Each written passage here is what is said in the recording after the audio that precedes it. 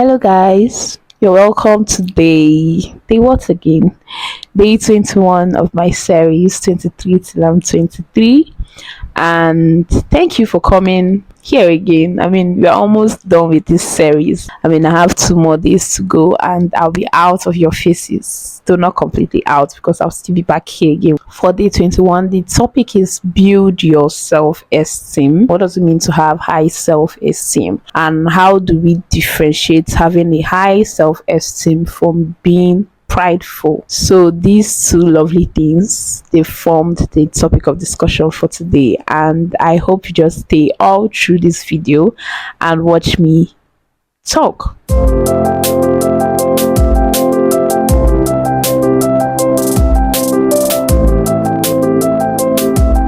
How you see yourself, how you view yourself is very much important. And the idea you have of yourself comes from studying yourself, from knowing yourself so well.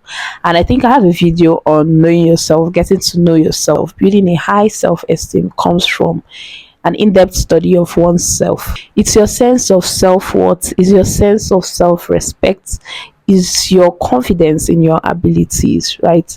They say how you see yourself is how other people would eventually get to view you as well. So it's important that you see yourself high up there. You have very high self-esteem because that's how people would see you as well. I saw something about starting a line, and it said for you to be able to start a line, it means you are not scared. You must not be scared to stand alone, because obviously if you think about starting a line, most times you get to stand first and then people eventually form behind you, right?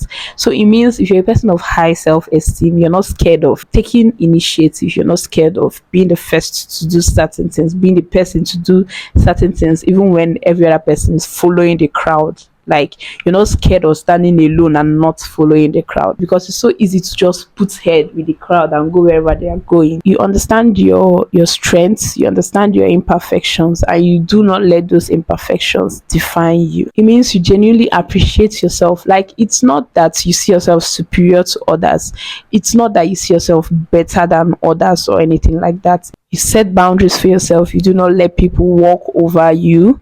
You do not let people put their own opinions or put their own choices on your head and make you do them. It means you're not scared of saying no to things that affect you. You're not scared of saying no to things that are breaking your boundaries or that are not things that you align with. It also means that you're not seeking external validation. They're not things you hold on to. Whatever strengths you have, you draw from within yourself. You draw from a knowledge of who you are. Rather than drawing strength from other people's validation, you draw that strength from a knowledge of who you are. You speak kindly to yourself because that's how you see yourself. You don't see yourself as somebody that anybody can just talk anyhow to. So because you see yourself, you don't see yourself in that light, you wouldn't treat yourself that way. You're kind to yourself. You acknowledge your weaknesses without necessarily allowing them to overshadow your strengths. Having outlined all this list of things as features of someone with a very high self-esteem, you find out that building that esteem in the first place it's going to take time. It's something that seems difficult, especially in this world where there will always be people, there will always be situations that will continuously make you feel less of who you are. I would say the bulk of building your esteem starts from the baby steps first off. It doesn't start from one big moment. It starts from the baby steps, recognizing things and saying them to yourself. Like when you do something so marvelous, you talk to yourself and you're like, I too good, I too bad. Things like that. You'll be like, I'm very smart. Wow, I never really knew that this was in me. Like, I'm too smart. Like, celebrate your wins genuinely. It helps you build that self-esteem. It helps you see the strength that lies within you. Also, it starts from being compassionate to yourself, not just to other people, but also to yourself. Treat yourself the way you would want other people to treat you. How would you want people to treat you when they come across you? Then treat yourself that way. It starts from surrounding yourself with supportive people, people that see you for who you truly are, not necessarily for the things that you do, but for who you truly are. People tend to compare being a person of high esteem with being prideful. They think they are the same thing, but I completely do not believe that they are the same.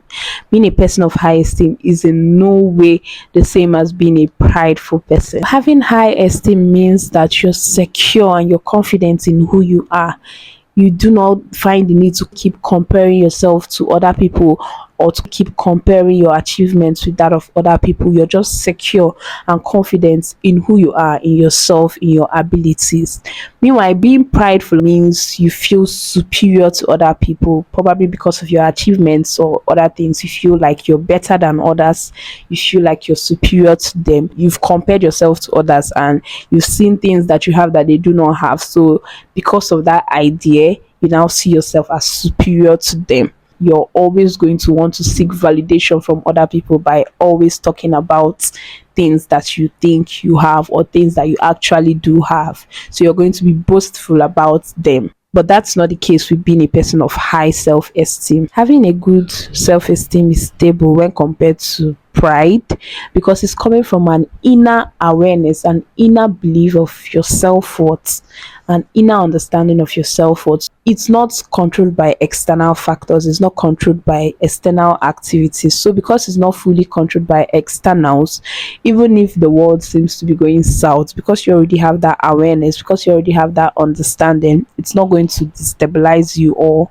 turn everything around. It's not really going to make you forget who you are completely, even though I can understand that some things can shake your esteem. Pride, on the other hand, is dependent on status, is dependent on people's praises, it's dependent on externals. It's so dependent on externals that when those things are absent, right, it becomes so difficult for whoever that prideful person is to still remain in that prideful state, because those things that they used to depend so much on as a source of strength have been taken away and they are no longer there, or they are no longer getting that validation that they used to get because of those things that they did have. I want you to ask yourself this question, or I'm asking you this question: how do you see yourself? When you look at yourself in the mirror, what do you see beyond just the physical appearance, beyond just what you're seeing in the mirror there and then? What idea do you have about yourself? What about yourself are you very much aware of? Because these are things that would help build your confidence. How do you see yourself? Do you see yourself as someone who is smart, or do you see yourself as a dullard who has to try thousands of times before they get things done? Do you see yourself as someone who can get things done, who is an achiever, or do you see yourself as a failure?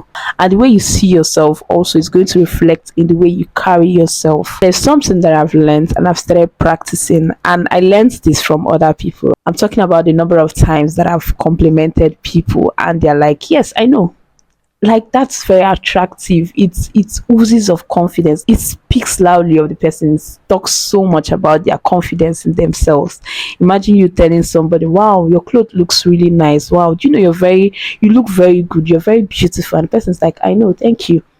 I mean, but then in this world where we live in, they will say it's pride, but it's not pride. Just like telling somebody you're very rich, oh, and the person's like, I beg, I'm not rich. It's a different case if you're not rich, because me, if I'm not rich and somebody is telling me that I'm rich, unless I'm saying it with faith, but I would deny it. You get, but it's a different ball game if somebody is addressing you for something that you actually are and you know that you are, you're denying it. That's not humility. It's not humility. That's not humility to me. So if someone is giving you a compliment and it's something that you validated yourself, like you already believe it about yourself, don't stress on it by saying it's a lie. Nah, leave me alone, leave me alone. I'm fond of doing that. That's why I'm putting this out there. It's something that I've learned. So next time, if I'm walking on the road and someone compliments me, of course, I'm going to be like, thank you, I know. Thank you, I know. It's not pride. It's high esteem. It screams confidence. It screams, I know. Yeah, so that's not being prideful. There's nothing humble about denying who you are. I beg. It's nothing like somebody's telling you you smell so nice. You're like, are you serious? What is, are you serious? You smell nice, that you smell nice. Oh God. So I've learned that and I'm going to stop doing that because I'm fond of doing it. But then little steps here and there, and that's it. Thank you guys for staying with me through day 21.